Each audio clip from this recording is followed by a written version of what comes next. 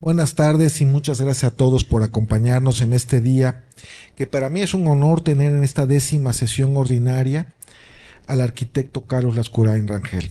Carlos, buenas tardes y muchas gracias por acompañarnos. Siendo hoy viernes 21 de junio del presente año a las 17 horas, declaro iniciada la 10ª sesión ordinaria de la Academia Nacional de Arquitectura, capítulo Estado de Veracruz, la cual tiene el honor en presentar en Diálogos de la Arquitectura al arquitecto Carlos Lascurain Rangel.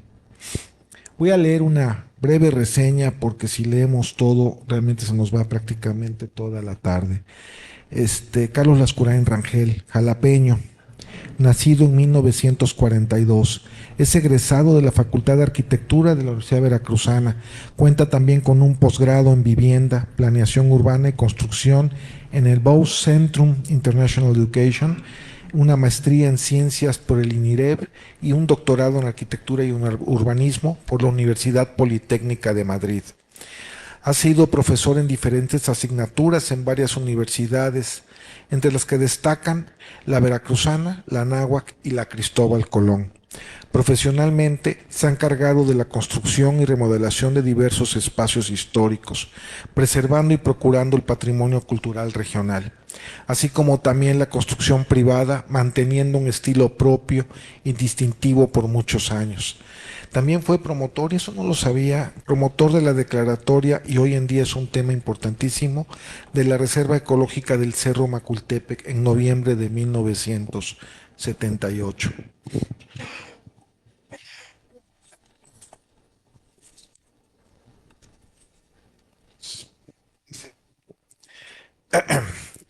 Es básicamente lo que logré hacer un resumen de ella, porque realmente sí hiciera muy largo, y con esto cedo las palabras al doctor Joel Olivares para desarrollar un contexto de la obra del arquitecto Lascurain. Si podemos atenuar ligeramente la luz, se los agradezco muchísimo. Joel, adelante. Sí, bueno, eh, conociendo la obra de Carlos, y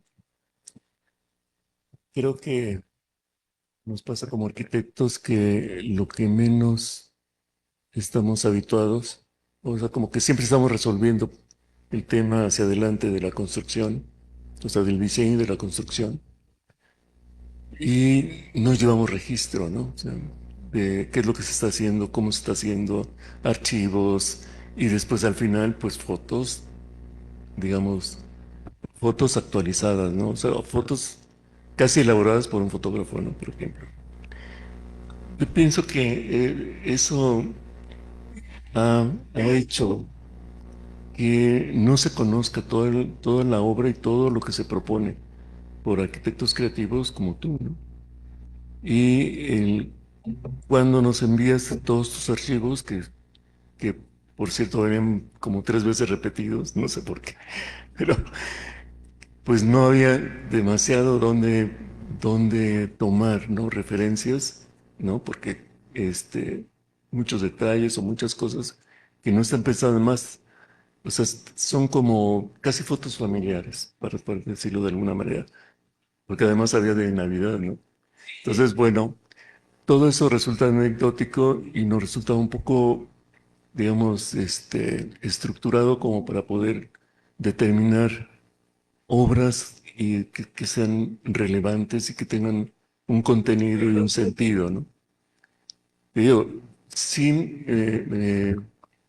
tenía la idea de que sí había elementos, porque conozco tu obra, o sea, y sé de tu enfoque y la calidad de tu trabajo, ¿no? Este, pero bueno, con lo que había, pues empecé a hacer este trabajo de investigación y sobre todo conociendo pues toda la trama familiar, pues desde la casa, ¿no? Y bueno, pues estas relaciones.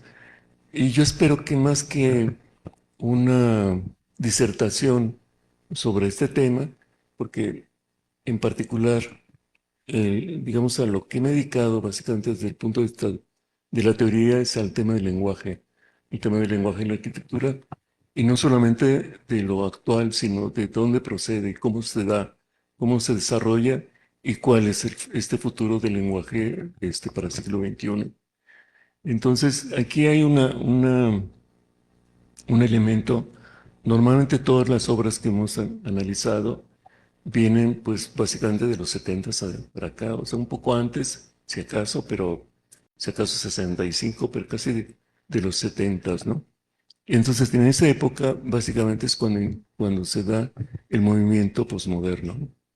Por supuesto que en los 70 ni nos enteramos, ¿no? Y los elementos que aparecen del posmoderno pues son más o menos como estos, ¿no? O sea, que no nos, o sea, nos resulta como algo tan alejado y tan de modismo, ¿no? Y no nos permite ver la trascendencia de este movimiento y todo lo que va a venir como consecuencia hasta la fecha. Entonces, en este momento sí hay toda una tendencia a la manipulación del lenguaje, sobre todo con el tema del minimalismo, ¿no? Pero el movimiento postmoderno no es de estilos, sino básicamente es de conceptos. Y entonces, lo que pretendo con esta charla, con este análisis, es rescatar esto, digamos, lo que nos viene como cambio de paradigma desde los años 70 y cómo se interpreta por diferentes tipos de arquitectos para hacer su obra. En el caso tuyo, de Carlos, es básicamente el rescate. Rescate de una arquitectura que va igual que Bernal, pero con otro sentido, ¿no? De una arquitectura, pues, mexicana, ¿no? O sea, con raíces mexicanas. Y entonces, eso es básicamente la idea del postmoderno, que entender que la arquitectura no son eventos aislados, sino es una evolución. Y la evolución proviene desde que se hicieron las primeras casas de piedra en la antigüedad, de los egipcios, de los romanos, de los griegos, y después toda la cultura de Occidente, ¿no? Y entonces mucho que lo que nosotros vemos como el patio jalapeño, pues es lo que se hacía en los romanos en Pompeya, ¿no? O sea, idéntico, ¿no? O sea, igualito, ¿no? Entonces, la idea básicamente es que este proceso tuvo una ruptura, fue el moderno, o sea, que fue un movimiento pues, de revolución y intentó destruir todo aquello que había, se estaba determinado como clásico, como o neoclásico, ¿no? Entonces, determinándolo como antiguo, viejo, y entonces el concepto de modernidad era algo distinto, hacerlo distinto, ¿no? Hacerlo experimental. Pero hubo personajes, como es tu caso, en que hicieron esa interpretación con la tecnología contemporánea, pero teniendo esos elementos que para mí son de herencia cultural. O sea, no todos los arquitectos tuvieron una herencia familiar como la tuya, que tenía ese sentido cultural. Bien, vamos adelante. Esto es el tema del posmoderno. Entonces, nos parece gráfico, nos parece pues casi de caricatura, ¿no? Con algunos elementos simbólicos, como es el arco, o sí, el arco aquí en esta casa de Venturi, las dos aguas, o elementos, por ejemplo, como es la tecnología, ¿no? Aquella tecnología de sillares, o en ese caso de tabique, ¿no? Es decir, ese rescate, digamos, de toda la arquitectura evolutiva, ¿no? Hasta el tema de la casa, por ejemplo, en las dos aguas, pero como minimalismo. Entonces, nos da digamos, todo este movimiento se basa en la semiología, ¿no? O sea, en el manejo del lenguaje como sintagmas, ¿no? Como signos que nos permiten reconocer, es decir, no solamente como una propuesta de estilo, sino básicamente de confort, o sea, de aquello que nos produce espacios familiares, ¿no? De confort, como es la cueva o es lo acogedor de la madera, la textura del tabique, el color del tabique, o sea, todos esos elementos no son nada más simbólicos, sino son perceptivos. Entonces, eso es de lo que no se vio, digamos, cuando aparece el posmoderno, lo vemos como estilo, como algo, pues casi de juego, o hasta irónico, como es el caso del edificio del Banco de Búfalo, este, pues casi como un modismo, ¿no? Y recuerden ustedes que el moderno lo que combate es el estilo y los modismos, ¿no? Por eso esto pues se confronta con la idea del moderno, pues básicamente para retarlo, ¿no? Adelante. Pero aquí hay un movimiento dentro del moderno que es la arquitectura nacionalista. Este movimiento aparece sobre los veintitantos, los 30 sobre todo, y se liga con el Art Deco. Es decir, el nacionalismo aparece con estas dos imágenes que son dos edificios que son para exposiciones, que son representativos de México, ¿no? Y entonces allí vemos en los años, creo que es el 22, ¿no? La de arriba, que es para la exposición, me da idea que es es que la de abajo es la de Barcelona, y la de arriba no recuerdo para cuál es, la del 22. Ah, es el centenario, es el edificio centenario, exactamente. Entonces, esta se hace, pero como neoclásica, ¿no? Pero no solamente como neoclásica, sino como virreinal. Entonces, es aquello que se llama la arquitectura historicista, ¿no? Pero la de abajo no, la de abajo es totalmente art déco y ese es para la exposición de Barcelona, es el pabellón para la exposición de Barcelona, ¿no? En los 30, ¿no? Entonces, ahí es donde es para las artes decorativas, entonces tiene todo este tema de ornamentos mayas, colores, o sea, que es una arquitectura muy gráfica, ¿no? Y muy simbólica, ¿no? Y que se da después, pues básicamente en una arquitectura, adelante, con una arquitectura que nos aparece aquí, aquí se sigue definiendo como nacionalista, pero básicamente como un estilo californiano, ¿no? Entonces, lo vemos básicamente que proviene de Estados Unidos y sobre todo de la zona de California, ¿no? Donde está básicamente el cine, ¿no? Hollywood, ¿no? Y la mexicaniza, ¿no? También, o sea, las colonias mexicanas, ¿no? Bueno, aquí hay un personaje que es el que va a hacer la liga entre este tipo de colonial mexicano estilo californiano y que va a aterrizar aquí en México, pues es tu cuñado, ¿no? Manuel, Manuel Parra. Él trabaja con Elino Fernández y como escenógrafo. Y este estilo que sí hay casas aquí en Jalapa que tienen este enfoque, o sea, nosotros lo hemos determinado como español, ¿no? Más que como mexicano, más como un español gallego, pero vemos que tiende a lo italiano, digamos, una interpretación entre española e italiana, o aquello que es más como mexicano, ¿no? O sea, para los americanos como que no distinguen entre una cosa y otra, entonces menciona esa casa italiana del moderno, pero para mí es como una mezcla, ¿no? Entre elementos clásicos romanos y españoles, ¿no? Adelante. Y aquí en México, en esta época estamos hablando de los 40 a los 50, pues está Barragán. Y Barragán, se recuerdan que él hace un viaje a Europa y a Marruecos, ¿no? Pues por eso trae todos esos colores y trae también esa vinculación con la arquitectura española, ¿no? Y también conoce a Le Corbusier. Entonces, hace una mezcla entre Marruecos, España, Le Corbusier y México. Adelante.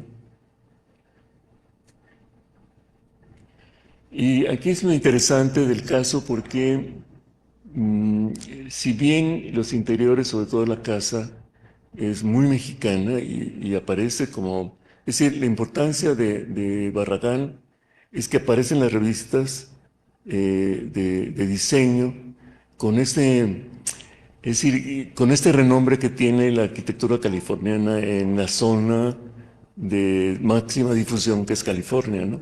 Y entonces aparece como un estilo representativo para un estado, pero en la actualidad es un referente del minimalismo, ¿no? De hecho, esta construcción que está a la izquierda es el museo en Basilea de Vitra, ¿no? Que ellos tienen los derechos de la casa estudio de Barragán, ¿no? Y ellos ya le hicieron este es el museo, por eso tiene estos colores y es completamente minimalista, ¿no?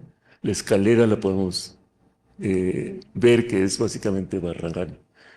Y viendo la casa, yo lo que miro con esta fotografía es mucho más el origen y la referencia, más que un minimalismo consciente, es básicamente una interpretación de la hacienda.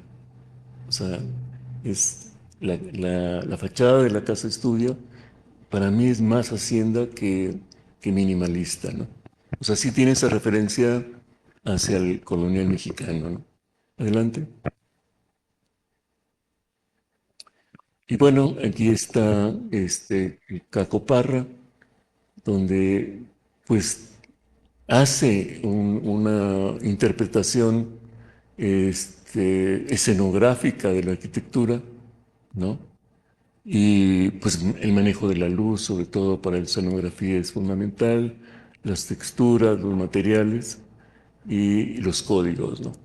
Y entonces, digamos, no es una referencia estilística, sino más bien es un juego, es una evolución de lo que, es decir, es una evolución con la tecnología contemporánea, pero utilizando elementos y sobre todo muchos de ellos reciclados.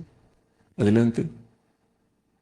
Ahí se pueden ver digamos, el trabajo, el rescate y la articulación, ¿no? de lo que no se hizo, digamos, en la arquitectura colonial mexicana, pues se la propone, ¿no?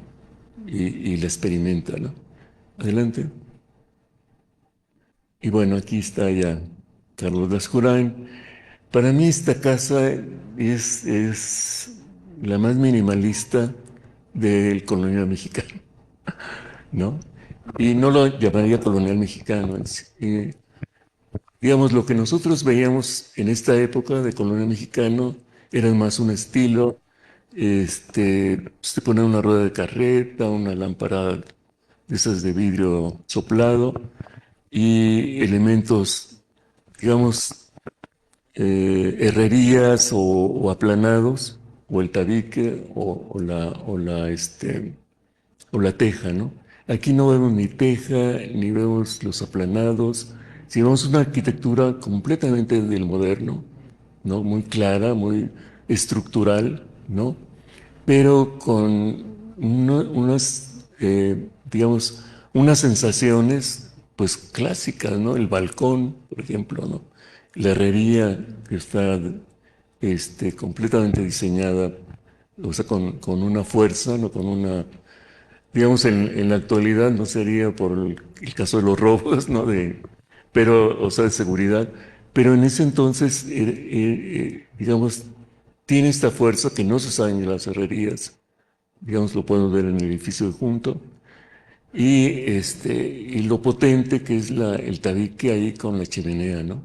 O sea, que le da un carácter de una arquitectura, digamos, muy consciente de lenguaje mexicano, ¿no? Y lo que ya le quitaron aquí, que era la banca, ¿no? Que era, digamos, para estar ahí en Juan Soto con los amigos y demás, pues era un momento de estar ahí con los amigos, sí.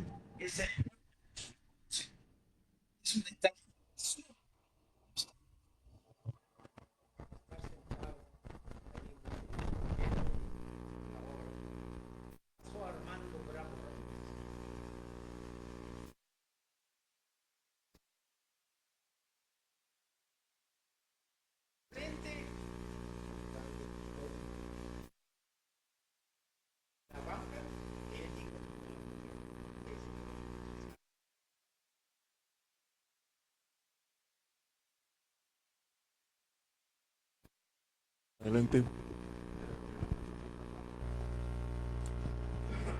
En estas obras que este, podemos ver claramente que no hay una intención de estilo, porque la casa es pues completamente del moderno, el tipo de ventanas, la tecnología, la cubierta, pero la sobreestructura es donde está, digamos, el lenguaje, ¿no?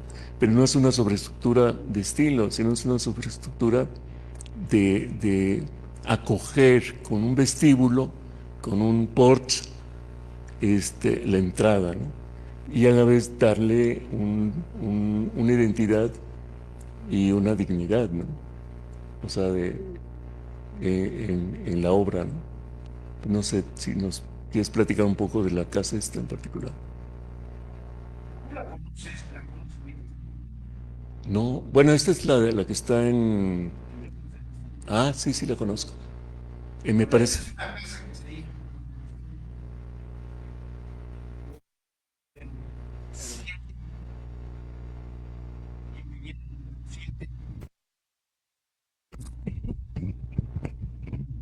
Lo compré con muchos esfuerzos, muy difícil. Y fue lo que sucedió que diseñé la casa, yo vivía en la otra y estaba yo a 20 metros de la casa, de esta obra, o sea que la veía yo diario.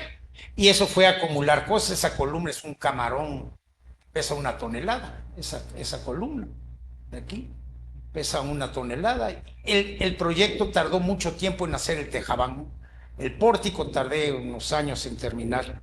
La reja de arriba es del siglo XVI, esa es muy buena, es forjada, esa es de primera línea. Y estas piezas aquí estaban tiradas en Cuaupopoca. Estas estaban tiradas en la calle de Cuaupopoca, donde estaba aquí viviendo, no sé qué estaba por ahí. Ahí estaban tiradas estas. Y atrás acá hay una rueda de molino. Esa estaba en la prolongación de bajando, ¿cómo se llama? Bajando el parque. Barragán. Barragán hasta abajo. Había un señor que se llamaba don José y estaba en el suelo y digo, ¿usted qué me la vende? Sí, pero ¿cómo lo vas a sacar? No, no sé. Pues, te la vendo. Bueno, ¿cuánto quiere? 100 pesos. Solo 100 pesos. Costó más la grúa. Saqué la grúa y ahí está. Esa es la historia de este lugar así. En realidad es una casa sencilla, no es muy complicada. Tuve que resolver ahí muchas cosas de desniveles y de accesos, pero en realidad es interesante. Estuvimos muy contentos. Ese es del año 88, 1988. Pero el interior es muy lindo, ¿eh? Ahí O sea, sí, con el te mandé. patio, Sí, con el patio patio interior, central. escalones. Por ejemplo, los escalones de la escalera, redundando, de la escalera, son escalones que yo los tenía 88, 70, 65, 15 años antes. Yo los tenía. Ahí estaban, nunca se usaron hasta que se usaron ahí. Son de una sola pieza, 1,20 de una sola pieza para subir a la planta alta. Y alcanzó perfecto, ni uno más ni uno menos. Perfecto alcanzó. Esa es la historia ahí de pisos de recinto labrado. pero no de 40-40, sino de 50-50, y no en lámina, sino en sillar. Son así, de 12 centímetros, ¿no? Ese es el piso de la casa. Así es. Pues Y eso es como está ahí diseñada la casa. Adentro tiene espacios muy interesantes. Si hay otra, puedes pasarla. sí, adelante. Ese es. No, ese es otro. Sí, Esta es otra, pero este es el interior. ya. Este es el interior. Sí, aquí, digamos, el uso, insisto, no es una arquitectura de estilo, sino es una arquitectura de lenguaje, que es diferente, ¿no? Porque aquí lo que estás haciendo básicamente es utilizar las estructuras, ¿no? O sea, eso no es un plafón, ¿no? Sino es una bóveda que funciona como bóveda, ¿no? Pero al utilizar estas dos piezas intermedio con el plafón o el techo de concreto, digamos, plano y con la madera, lo que hace es que no se compacta el espacio, sino se delimitan las dos zonas, ¿no?, de la sala con esta pieza intermedia para conectarlo con el comedor. Y en este caso, pues es básicamente una estructura igual de madera, ¿no? De vigas de madera con el tema del concreto, ¿no?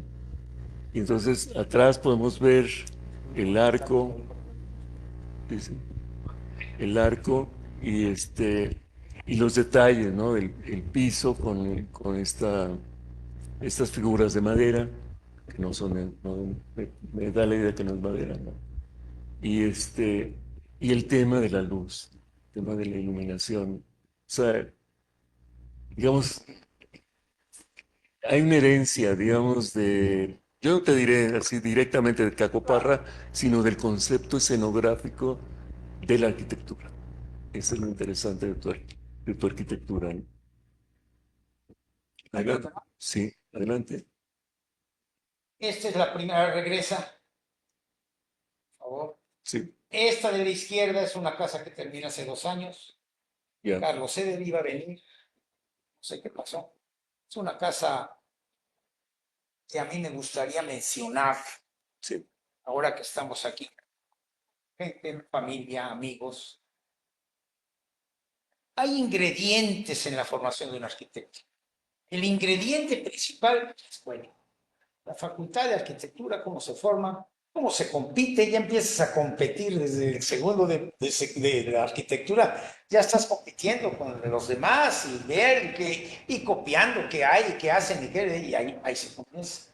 Y esta casa fue que le hicimos muy complicada, estaba en un cerro, de aquí hacia atrás ese cerro.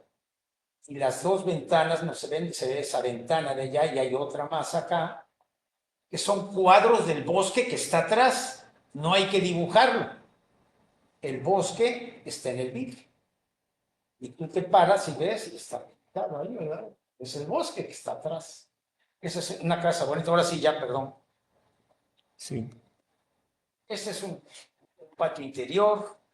Sí, aquí, como no tenía digamos, las fichas de cada casa con sus dotaciones, básicamente lo que hice fue por concepto. Entonces, en uno es básicamente los interiores con la estructura y aquí son los patios, ¿no? Es un patio central romano, ¿no? Entonces digo, pues esto es lo que a mí me da la idea de cómo tu arquitectura se centra en ese concepto del patio, ¿no? De ese patio central, ¿no? Y cómo se utiliza, cómo, digamos, le sirve de escenografía y además con un tratamiento de la naturaleza, ¿no? Es como traer la naturaleza al centro de la casa, ¿no? Esta casa tiene la particularidad de que el patio central ilumina todo. También fueron pedazos de piedras y de cosas, por ejemplo, atrás, una celosía que se ve de madera, es dos barandales del Hotel Salmones Ya. que me los vendieron. Bueno, sí, hay que dar. Improvisado. Esta es casa de mi hermana. Bien, ya vive de maravilla. Esta casa está en Coatepec, también tiene su patio interior.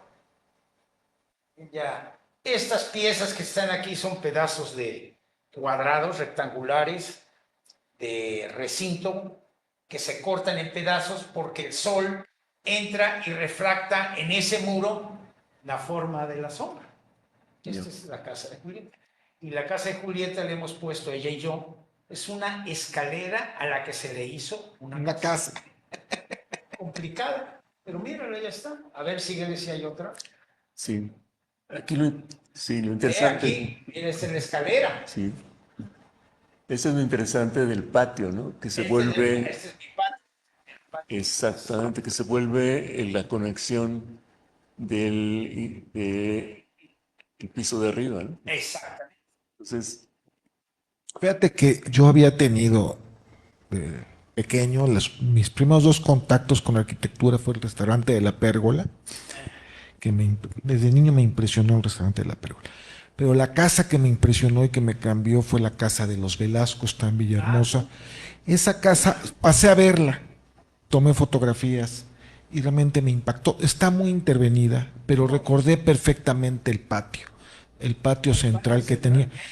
Ahí está, ya no está con la vegetación, pero el patio central está y el juego de luces. A mí me evocó muchísimos sentimientos, porque es una arquitectura, si me permiten la palabra, una arquitectura muy dramática. Una arquitectura que llama al dramatismo, llama a que cada vista es una vista que cautiva, es una vista que genera muchas emociones. O sea, la casa vista desde arriba es muy distinta a la que se ve desde abajo. Es por completo distinta. Y es, y es una escalera que va repartiendo y va funcionando. La recordé como que por partes, no la tenía muy clara, entré muchas veces, pero nunca puse atención de cómo se distribuía.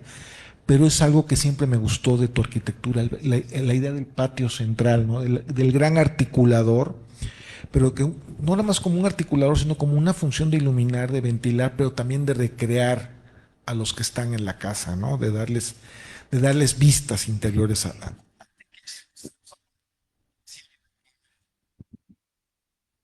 Accesorios en la vida del arquitecto.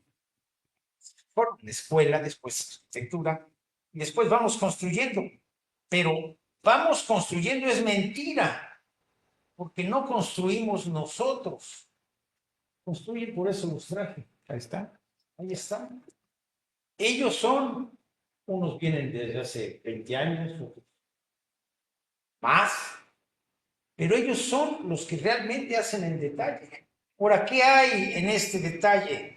Muy interesante. Hay una simbiosis personal entre la relación de cualquiera de ellos conmigo. así es.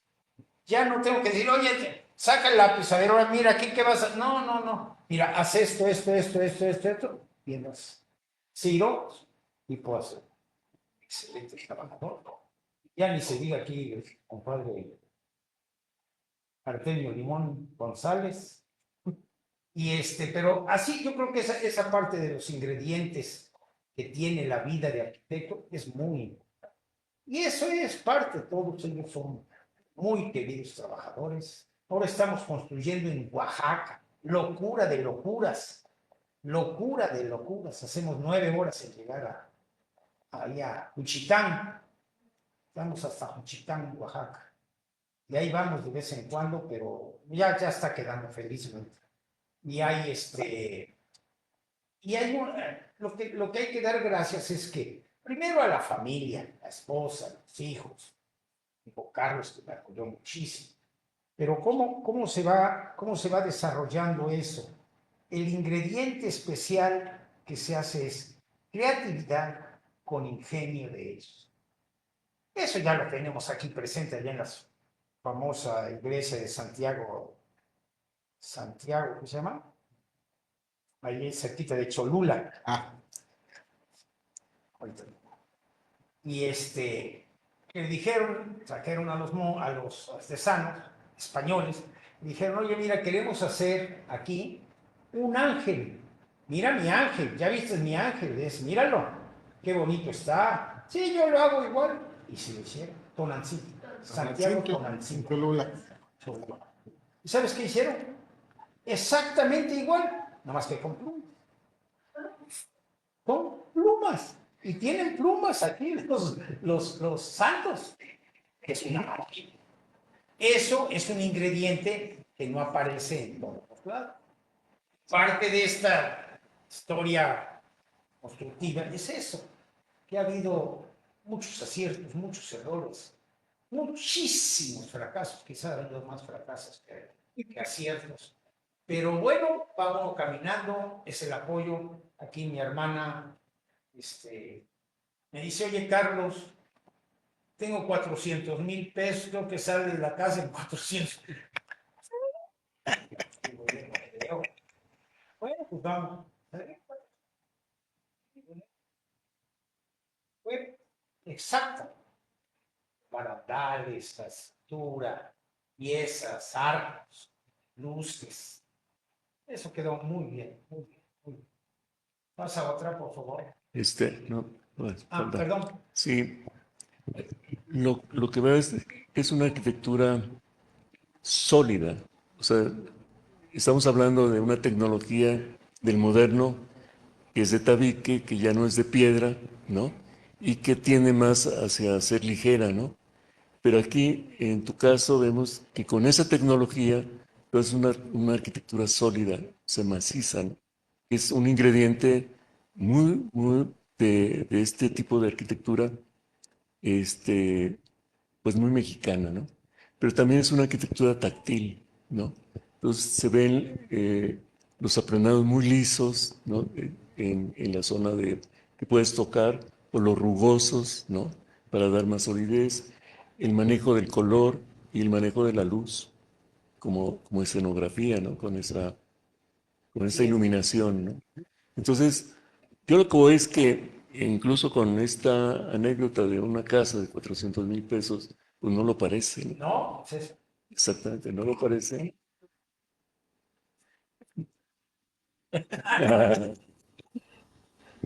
Sí. Entonces, sí, pero digamos que con un presupuesto limitado, aún para la época, no es una casa banal, ¿no? Una casa simple o comercial, ¿no? Sino tu tipo de arquitectura siempre es de detalle, de elementos y sobre todo de reciclaje, ¿no? O sea, de reciclar, pero no reciclar, digamos, desechos, sino alimentos que valen, ¿no? Que tienen un valor.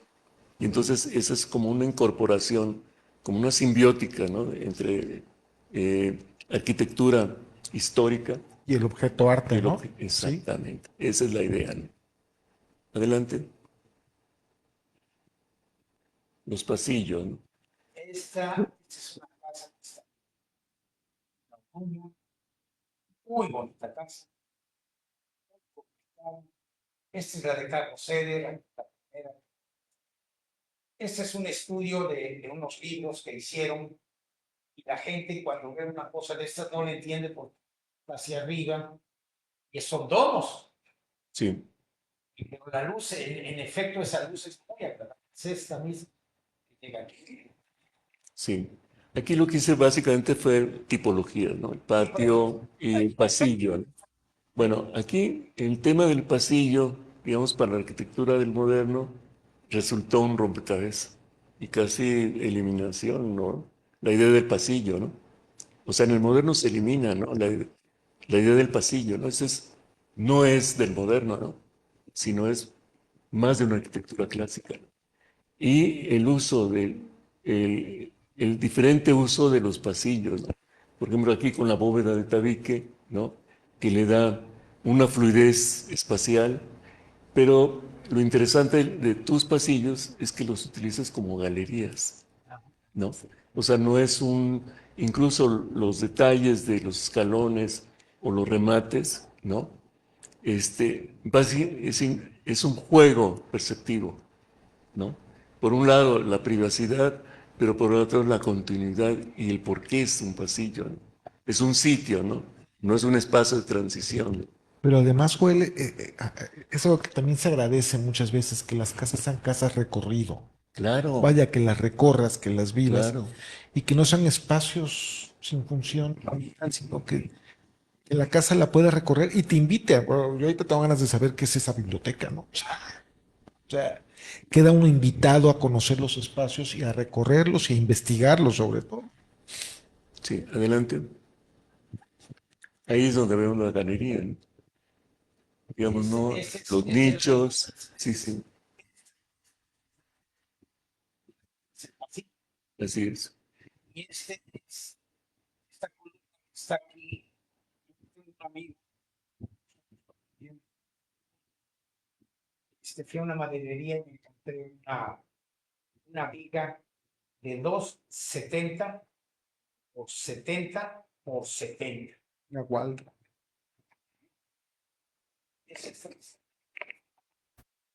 Y este está 3 metros abajo de la tierra. Es una cava. Este es una Sí. Pero es la idea del pasillo, ¿no? O sea, si tiene nichos, te permite, digamos, ir lentamente, ¿no? Y buscando, o sea, disfrutando de lo que está expuesto, ¿no? Esto como curva, ¿no? O estos como elementos, me da la idea que es como un librero que hay ahí, ¿no? Y de este lado como ventana, ¿no? O sea, o abierto, ¿no?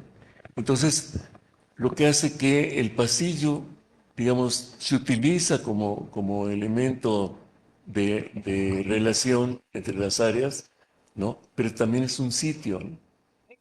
Es un sitio, no es solamente un elemento de transición, ¿no? Y en el último caso, pues es todas las texturas, ¿no? Que tienes con piedra, con tabique, con la madera. especial. Así es. Y le llaman. Ahora ya está terminado. Ya está bueno. Ya te lo mandé, ¿no? Adelante. Sí. Adelante. Ahí está la columna. Ay. Pero es eso, o sea, no es un elemento de estilo, ¿no? Sino un elemento estructural. Estructural. Está catando. Exactamente. Entonces, es, digamos, esa creatividad de utilizar toda esa tecnología antigua, ¿no? Pero con conceptos de planificación moderna, ¿no? Y entonces es una simbiosis. Por eso se llama regionalismo crítico, ¿no? Este tipo de arquitectura. Este Carlos, muy buen amigo. Teníamos el problema del medio. En esta casa de aquí de la izquierda. Sí. Entonces dijimos, bueno, y el medio baño, ¿no? Ese es el medio. Así es. Es un elemento, es decir, y eso lo explicaba Enrique, ¿no? Cuando tienes un problema, pues haz lo evidente, ¿no? La, Pues ahí está, Ahí está el problema. ahí está el Y le problema. dimos esta forma. y la forma se me llamó. Claro, Sí, pero a mí lo que me acaba mucho de gustar, o sea, es esa visión como escenográfica de las texturas. Y la textura sumada a la iluminación, híjole, es increíble. O sea, este muro, por ejemplo, este muro de piedra con la iluminación en la parte inferior, exactamente, es escenográfica, es pero escenográfico, o sea, es perfecto. Y había una que marcaba un reloj o que enmarcan las plantas, ¿no? La iluminación que enmarcan la vegetación. Es difícil fotografiar esos espacios porque nunca la fotografía nunca rinde, nunca es honesta en ese sentido. Pero cuando uno conoce esos espacios, son realmente impresionantes. O sea, realmente impresionantes. Y vuelvo a la casa de los Velasco, que era realmente impactante verla en la tarde, noche, cuando se prendía la iluminación. Realmente era una invitación a hacer arquitectura. Y yo creo que un poco por eso soy arquitecto, porque yo decía, yo quiero hacer algo, yo quiero hacer cosas así. O sea, y no las he logrado, pero bueno, pues, el camino. adelante. Los detalles, ¿no? Esta casa,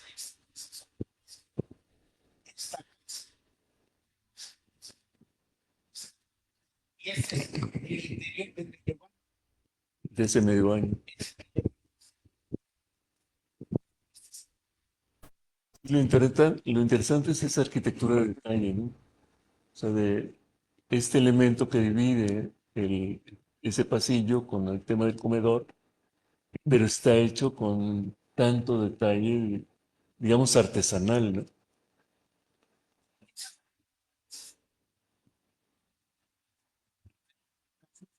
Hicieron, ¿no?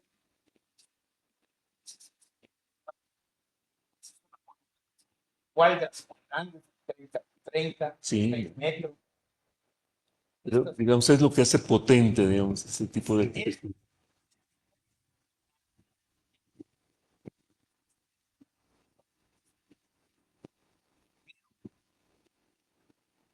Manuel Tolsá se dice que diseñó un poco de leyenda. Yo encontré los planos y no están primados.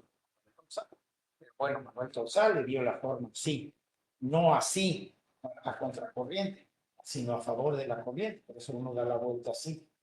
Y ahí había pollos. Es muy, Puente Nacional es una maravilla, porque antes de llegar había una glorieta de descanso. Y antes de llegar había una glorieta de descanso de las carreteras. Entonces ahí intercambiaban, ya pasaban el puente y ya se iban. Pero esos lugares, ahí estaban los pollos. Y ahí los fantasmas de aquella época. Sí, Nosotros tenemos como 2 o 3. Yo tengo en mi casa. Carlos, mi hijo, tiene uno. Ya muy poquitos, muy poquitos. Una estereotomía, un estudio de estereotomía maravilloso. Perfecto. ¿Cómo lo calcularon? Sabe, pero está perfecto. Tiene piezas labradas maravillosas. Adelante. sí, aquí el tema sobre todo me llamó la atención del espejo, ¿no? En el baño, ¿no? Y parece que está flotando, ¿no? Con la luz, ¿no? Realmente te da una sensación perceptiva y la caída de luz del domo. Adelante. Y bueno, esta, esta imagen que cierra esta charla, pues básicamente de un espacio amplio, el cómo con los arcos se va distribuyendo y se va dando significado. Entonces hace una arquitectura pues de ese manejo del lenguaje, pero insisto, completamente estructural. Es el valor de tu arquitectura. Una cosa muy interesante aquí, hay algún elemento maravilloso. Tenemos sotehuelo. Mi nieta sale de su recámara, lava y tiene un patio soleado. Sol, lava, tiene. Hace muy pocas, yo además conocí uno, pero Hernán también lo conoció, en casa de los Murrieta Necochea, ahí en Jalapeño, Covarrubias, originalmente Covarrubias, y ahí había una sotehuelita que daba a nuestra casa de Juan Soto, casa de Julián. Adelante. Ya. Con esto terminamos. Bueno, yo quisiera agregar algo también. A mí lo que me ha gustado de la arquitectura, de tu arquitectura, básicamente, es que es estructuralmente muy coherente y muy sólida. O sea, es una arquitectura que se hace sofisticada en el momento de que se empieza a ornamentar y se empieza, pero la estructura en sí, por lo regular, son estructuras muy sencillas de construir, muy fáciles de construir. Y además muchas construcciones son construcciones que se preservan, se mantienen muy bien en el tiempo. O sea, el deterioro se intemperizan correctamente, se vuelven unas casas que aún sin mantenimiento, aún con el descuido que uno las ve luego, va uno pasando por ahí, son casas que se mantienen muy bien. Yo me acuerdo mucho de ti, del remate que haces en los muros, ¿no? De la entrecalle y la ligera manzarín que ponías. Digo, era un remate muy sencillo, pero que era un remate característico, pero que además mantenía el muro en buen estado siempre. O sea, y es algo que de tus casas se agradece, que muchas están en muy buen estado. Recorrí varias Nada más que las fotografías no eran muy buenas, pero son estructuralmente muy sencillas, muy coherentes y que se mantienen muy bien en el tiempo.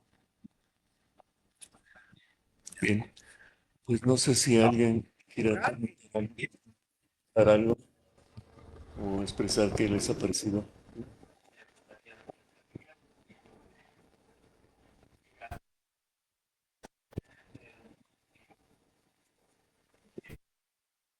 Mucha referencia siempre de que Carlos y yo y mis hermanos, mis hermanas, siempre vivimos en casas muy buenas. Sí, No éramos. Nuestra experiencia de niñez es muy rica en arquitectura. sí, Eh, Nuestra mamá, que era muy hábil para adornar las casas, corregirlas, siempre alrededor de plantas. Había también elementos maravillosos como ollas prehispánicas, ollas españolas, siglo el casco. XVI. Siempre vivimos en un No ambiente digo, pero el casco de cultural, Cortés. sí, y recuerdo un pasaje, Carlos, porque éramos muchos hermanos y las casas no estaban preparadas para arrojar a tantos hijos. Entonces nuestra mamá muy hábilmente nos hizo un cuartito en el traspatio. Fantástico. Fue un sueño, ¿eh? Porque de la nada ya teníamos un espacio con cama, ventanita, techo. Entonces, Sí, la esas casa del árbol, ¿no? experiencias La casa del árbol. en la antigua Gestal, Sí, sí, efectivamente, en la sí, antigua Juan Soto. Gestal de Juan Soto Sí, II. sí, sí, Entonces, desde siempre, pues teníamos cierta tendencia a, a valorar los espacios, a tener un sentido que era un patio, sí, que era una fuente, y eso, esa formación, yo creo que ahorita lo comento con ustedes, pero fue básico para nosotros. sí, Como todo, bueno, todo mundo tiene sus experiencias de chicos, sí, pero nosotros sí vivimos casas muy buenas. sí, sí. Y eso lo demuestra Carlos en sus casas, que son casas muy buenas casas. Eh, Cuando yo estaba iniciando la arquitectura en el 66, Carlos estaba saliendo y para nosotros era una luz verlo, cómo hacía sus casas, pero también con albañiles buenísimos. Fidel, ¿dónde está Fidel? Después los detalles de Artemio Limón, que Artemio para nosotros fue puntal, para Enrique Murillo, para él también, para mí, Carlos. Nos dejaba las rejas que hacían, porque además vino la época de Sánchez Juárez. Era Julio Sánchez Juárez era un personaje muy querido para nosotros y admirado. Y él, con sus detalles que hacía en los herrajes con Artemio, pues nos noqueaba, nos dejaba encantados, ¿eh? Desde lámparas, hacíamos lámparas, ¿te acuerdas, Artemio? Lámparas hacías de tubo, lámparas, en fin. Y Carlos lo metía en sus casas muy bonito. Hacía rejas preciosas, Carlos. Eh, Me acuerdo una reja que dividía una sala del comedor en tu casa, donde nació Carlitos, ahí en Diego, no, estaba antes ahí frente al correo, en el departamento. Ah, esa la pasaste ahí, la misma. Y una reja preciosísima. Bueno, esos elementos, pues aquí en Jalapa era difícil verlos, no existían. Entonces era sorprendente ya verlos ahí puestos en el espacio y aunado a una artesanía muy precisa, muy bien Sí. ejecutado. Y después Carlos, que se fue a estudiar a Holanda, pues regresó muy depurado. Hacía cosas pues que nosotros nos sorprendía mucho. Y estábamos encantados ver las obras de Carlos. Era yo, Raúl Corral, toda la flota, pues veíamos Claro, somos de la misma, desde desde la la prepa. prepa. Desde la prepa venimos arrastrando la cobija, ¿no? Sí, En fin, yo creo que Carlos fue una luz para nosotros y siempre hizo casas buenísimas y siempre las seguimos admirando. Ahora con Diego, mi hijo, vemos las casas y nos sorprende mucho su habilidad y el manejo del concreto, que son cosas que nosotros no lo teníamos originalmente en nuestro lenguaje, pero Carlos sí hacía detalles muy buenos, con albañiles buenísimos. Fidel Rentería, un maestrazo. Y todos eran encantadores, ¿eh? sí, No había riñas ni nada, todos eran cooperativos.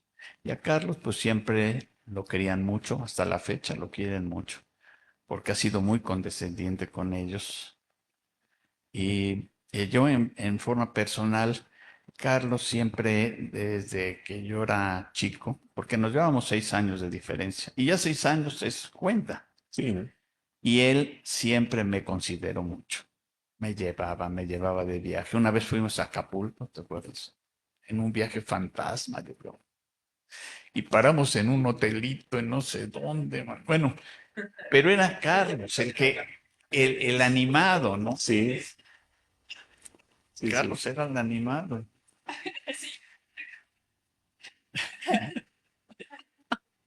En fin, felicito a mi hermano Carlos, que siempre ha sido un arquitectazo, ¿eh? Un arquitectazo. Bueno, tío, no conocía tu obra mucho, sí conocía algunas casas, Casa de Julieta, una que está frente al Lago de las Ánimas, muy bonita, grandota, blanca, muy bonita, pero ahorita ya con detalle que Joel y Jorge estaban platicando de tu obra, no, pues me estoy fascinado. Lo que decían de ir caminando y de repente encontrarte ahí, hay un cuadro, un tragaluz. Es pues muy bonito recorrer las casas y creo que tú logras eso muy bien, tío. Y pues también te felicito mucho porque tu trabajo es admirable.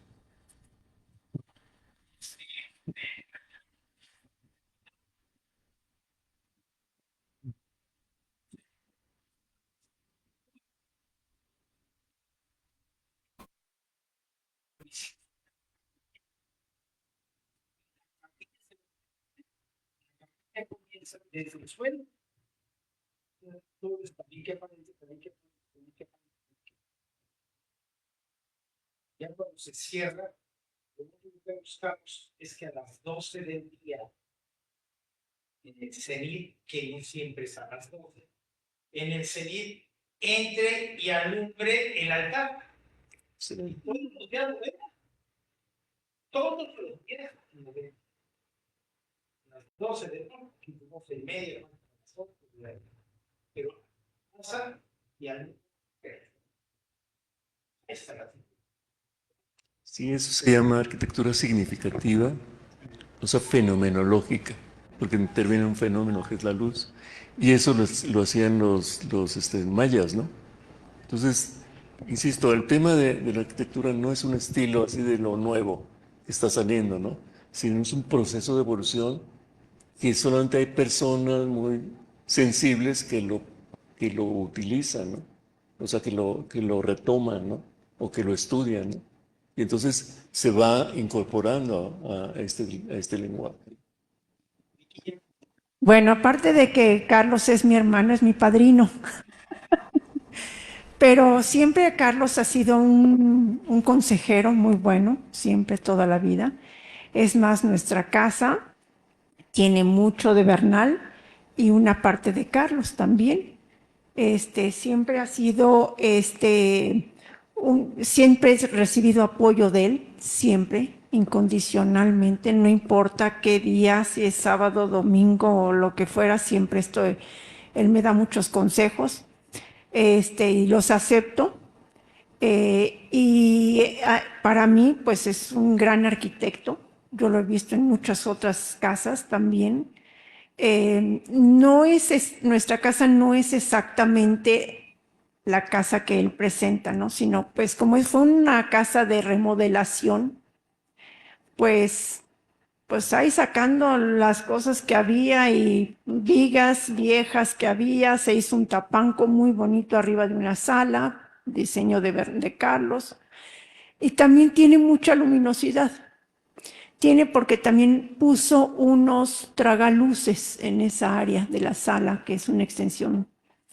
Y claro, ahorita con la lluvia se oye fantástico. Se oye precioso. Tenemos una luminosidad tanto en la sala como en el tapanco que ahora es biblioteca computadora. Muy amplia, muy bien, nos sentimos, esa área de la sala que diseñó Carlos, le hemos jugado mucho a los muebles. De repente Enrique y yo sacamos los muebles y decimos, ¿ahora qué vamos a hacer? Pues vamos a ponerlos acá. Y ahora acá, entonces tiene mucha versatilidad esa casa, no es nada más cuadrada, ¿no? Tenemos dos muebles que eso sí no se pueden mover, pero la sala en sí, los dos sillones de salas que tenemos, pues eso es por el apoyo de Carlos en nuestra casa. Muchas gracias, hermano Nacho.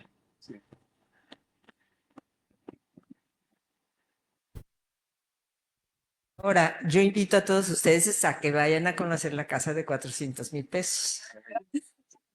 Pero les voy a decir cuál es el mérito. De veras que con ese dinero, claro que ciertamente rendía más, pero es una casa que todavía hasta ahora yo no me explico cómo Carlos pudo sacar una casa con ese presupuesto.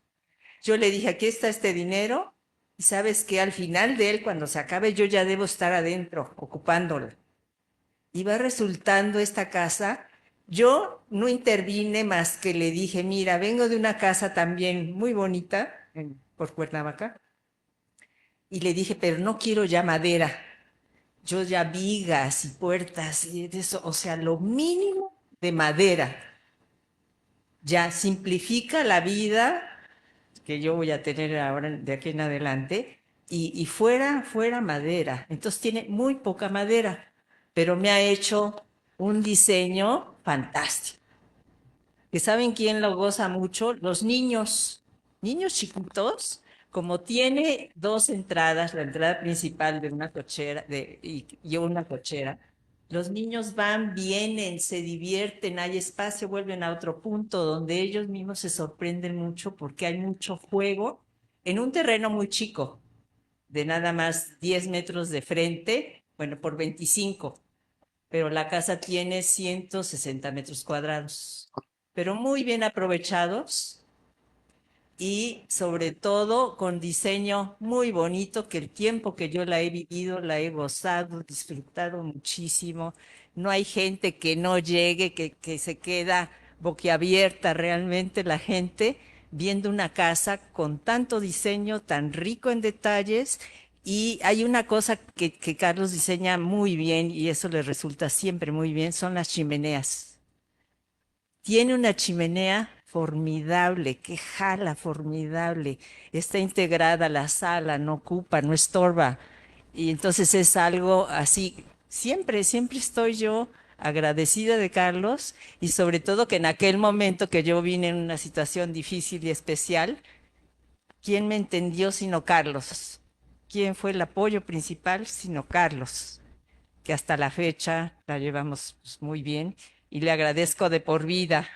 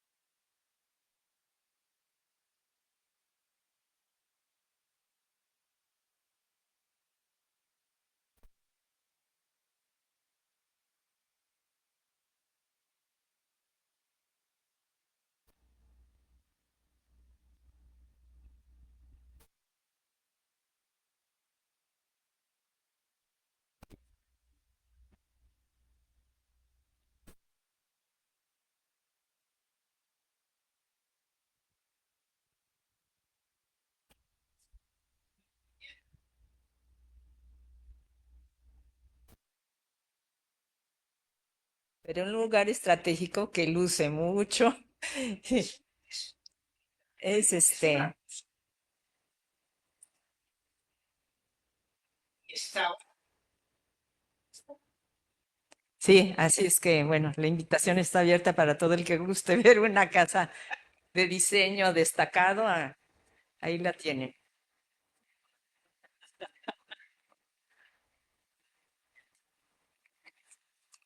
Sí, para este tipo de arquitectura hace falta esa sensibilidad, ¿no? Y así a nosotros nos tocó en los años 70, precisamente, pues somos contemporáneos, la destrucción del centro histórico de Jalapa, ¿no? Entonces, para muchos era así como la posibilidad de hacer arquitectura nueva, pero para otros no. O sea, de rescatar todas esas vigas, toda esa herrería, todas esas puertas, ¿no? De rescatarlas, ¿no? Entonces, eso es lo valorable de este tipo de arquitectura, ¿no? Que no se destruyó por completo, ¿no? Sino que se pudo rescatar por algunos arquitectos y sí lo pudieron apreciar, ¿no? Pero para eso hace falta cultura. en casa.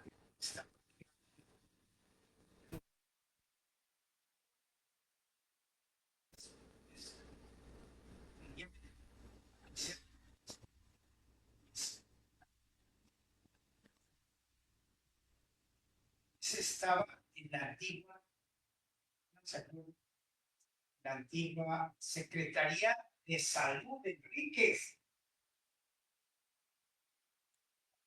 Que ahí vamos a hacernos un catástrofe. Ahí muy. Pero el Baratax está ahí en la casa.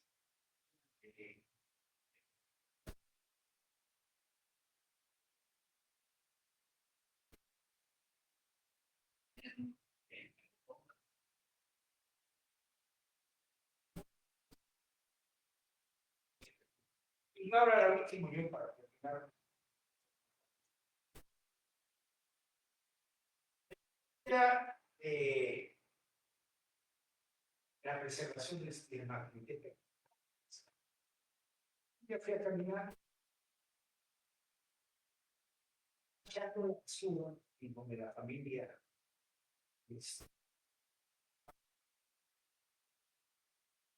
para hojas, pues. Vieron que no digo nombres, empezó a echar la basura ahí, entonces que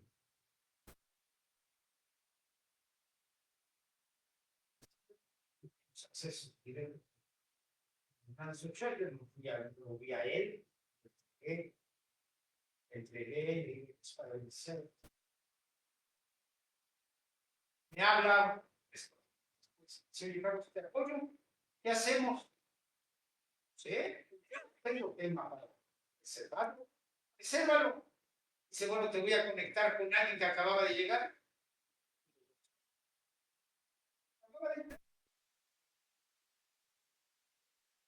Sí. Sí. Ahora está, sí, es una maravilla. ¿Sí? Maravilla. Los caminos lo hizo. Los caminos del cerro los hizo. ¿El señor Boone? ¿Eh? ¿El señor Boone? No.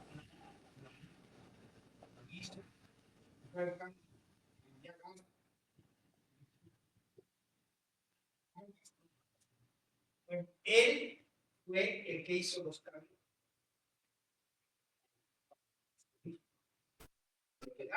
¿Eh?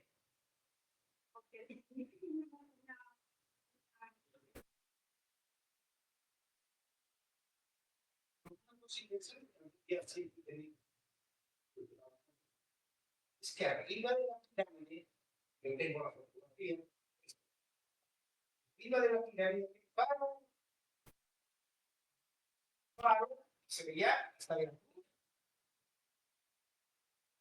venía del punto y de hoy, hacia arriba tendrían 6, 7 metros. Funcionaba. apareció, tiraron en ese y ahora está muy bonito el centro. Muy bonito.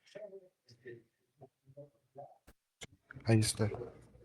Fue el que estuvo ahí en el parque. Y además creo que es un tema muy importante hoy en día.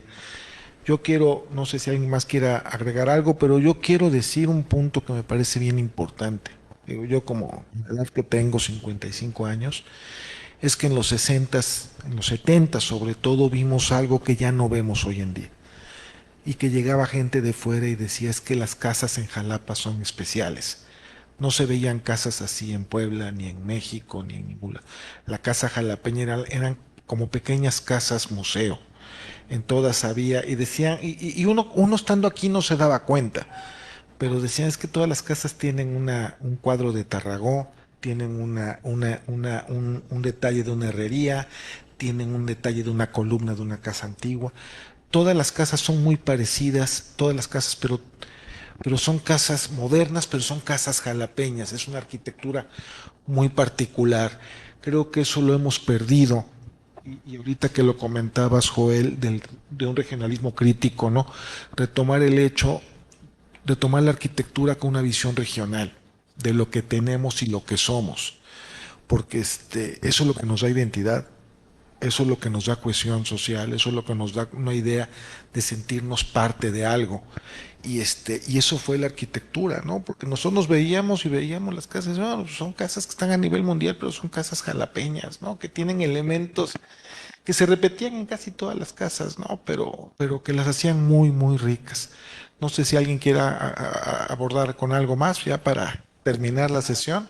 Gracias, buenas tardes. ¿Qué tal, arquitecto? Pues siendo un evento